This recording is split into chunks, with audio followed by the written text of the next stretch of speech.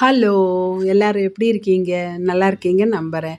இந்த வாரம் நம்ம ஆடி மாதம் ஸ்பெஷல் செட்டிநாடு ஸ்பெஷல் ஆடி கும்மாயம் எப்படி பண்ணுறதுன்னு பார்க்கலாம். ரொம்ப ஈஸியாக நம்ம வீட்டில் சுலபமாக இருக்கிற பொருட்கள் வச்சு ரொம்ப ஈஸியாக செஞ்சு முடிச்சிடலாம். வாங்க பார்க்கலாம். அதுக்காக ஒரு கடாய் அடுப்பில் வச்சு சூடாகிட்டுருக்கு. இதில் ஒரு அரை கப்பு உளுந்து, நான் வெள்ளை உளுந்து தான் எடுத்திருக்கேன். நீங்கள் தோல் நீக்காத கருப்பு உளுந்து எடுத்திங்கன்னா அதுதான் இன்னும் நல்லாது. அது போட்டுக்கோங்க இருந்தால். போட்டு நல்லா செவக்க வறுத்து எடுத்துடலாம். ரொம்ப ஹை ஃப்ளேமில் வச்சிடாதீங்க, மீடியம் டு லோ ஃப்ளேமில் வச்சு பொறுமையாக வறுத்து எடுத்துக்கோங்க. அப்போ தான் நல்லா வறுபடும்.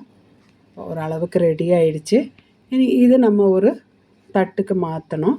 மாற்றிட்டு இதே கடாயில் நம்ம இன்னும் பாசிப்பருப்பு பச்சரிசி எல்லாம் வறுத்து எடுத்துக்கலாம்.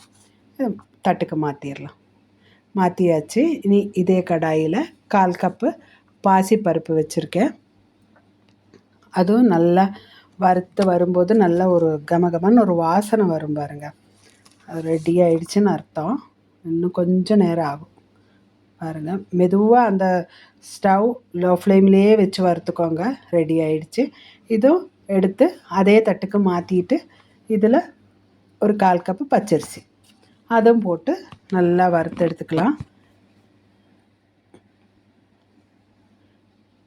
பாருங்கள், அதுவும் சீக்கிரம் அதுவும் ஆகிடும். பச்சரிசியும் ரெடி ஆகிட்டுருக்குது. கைவிடாமல் கிளறிட்டே இருங்க. எடுத்து தட்டுக்கு மாற்றிடலாம். தட்டுக்கு மாற்றியாச்சு. இன்னும் ஒரு பாத்திரம் அடுப்பில் வச்சு அதில் 1 கப்பு வெல்லம், 2 கப்பு தண்ணி சேர்த்து நல்லா கொதிக்க வச்சு எடுத்துடலாம். வேறு பாகுபாதம் எதுவும் தேவையில்லை. நல்லா கொதித்து இந்த வெல்லம் எல்லாம் நல்லா கரைஞ்சி வரணும். நீங்கள் பனங்கல்கண்டா வேறு ஏதாவது சேர்க்கறதுனாலும் சேர்த்துக்கலாம்.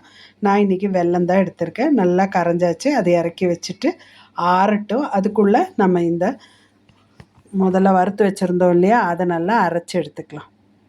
நல்லா முடிஞ்ச அளவுக்கு நல்லா நைஸாக அரைச்சிக்கோங்க. கூடவே 3 ஏலக்காயும் போட்டிருக்கேன். ஏலக்காயும் போட்டு நல்லா அரைச்சிட்டு காட்டுறேன். அரைச்சிட்டு வந்தாச்சு. ஒரு சன்னியில் போட்டு நல்லா ஜலிச்சு எடுத்துக்கோங்க. ஜலிச்சு எடுக்கும்போது அடியில் கொஞ்சம் எப்படியும் கொஞ்சம் இருக்கும். அது திரும்ப ஒருக்கா அரைச்சி அதே சன்னியில் போட்டு எடுத்துக்கோங்க. குருணையெல்லாம் வேண்டாம். குருணை இருந்தால் நல்லா இருக்காது. இனி நம்ம ஆற வச்சுருந்தோம் இல்லையா அந்த வெள்ளைப்பாகு, அந்த தண்ணியை ஒரு பாத்திரத்துக்கு, அதாவது நம்ம எந்த பாத்திரத்தில் செய்கிறோமோ அதுக்கு இந்த ஒரு சன்னியில் ஊற்றி வடிகட்டி எடுத்துக்கலாம். எடுத்துட்டு நம்ம ஜலிச்சு வச்சுருந்தோம் இல்லையா அந்த மாவு கொஞ்சம் கொஞ்சமாக சேர்த்து நல்லா கிளறி விட்டுக்கலாம். பாருங்கள், அடுப்பில் தான் வச்சுருக்கேன். ஆனால் அடுப்பு பற்ற வைக்கலை. கூட கொஞ்சமாக உப்பு, அதாவது ஒரு 2 பிஞ்சு உப்பு போட்டுட்டு நல்லா கிளறி அந்த உப்பு நல்லா கரைஞ்சி வந்த பிறகு ஸ்டவ் பற்ற வச்சுட்டேன். ஸ்டவ் பற்ற வச்சுட்டு மீடியம் ஃப்ளேம்லேயே வச்சுக்கோங்க, இல்லைன்னா லோ ஃப்ளேமு. ஏன்னா சீக்கிரம் கட்டி தட்டிடும். அடி பிடிக்காமல் பார்த்துக்கோங்க. நல்லா கொஞ்சம் கெட்டியான பிறகு 1 டேபிள் ஸ்பூன் நெய் விட்டுருக்கேன். அது நல்லா கிளறிட்டே இருக்கும்போது அந்த நெய் காணாமல் போயிடும். அப்போ திரும்பவும் நம்ம 1 டேபிள் ஸ்பூன் நெய், அதுவும் நல்லா கிளறி விட்டுட்டு கொஞ்ச நேரம் அந்த லோ ஃப்ளேம்லேயே இருக்கட்டும். இப்போ திரும்பவும் 1 டேபிள் ஸ்பூன் நெய் திரும்ப நல்லா கிளறி விட்டுட்டே இருக்கும்போது திரும்பவும் 1 டேபிள் ஸ்பூன் நெய். அந்த மாதிரி 4 டேபிள் ஸ்பூன் நெய் சேர்த்துருக்கேன். நீங்கள் பார்த்து கூட வேணாலும் சேர்த்துக்கலாம். ஆனால் எனக்கு அந்த 4 டேபிள் ஸ்பூனே போதுமானதாக இருந்தது. பாருங்கள், நல்லா கிளறி விட்டாச்சு.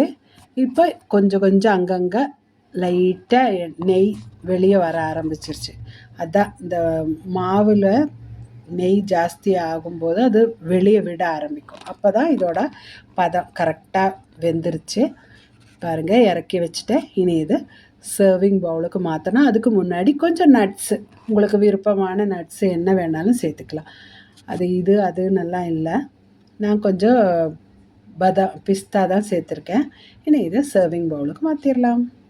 பாருங்கள், சூப்பராக ஆடி கும்மாயம் ரெடி ஆயிடுச்சு. கண்டிப்பாக ஆடி மாதத்தில் ஒரு தடவையாவது வெள்ளிக்கிழமைகளில் செஞ்சு சாப்பிட்டா ரொம்ப நல்லதுன்னு பெரியவங்க சொல்லுவாங்க. அடுத்த வாரம் ஒரு புது வீடியோவோட உங்களை சந்திக்கும் வரைக்கும் வணக்கம்.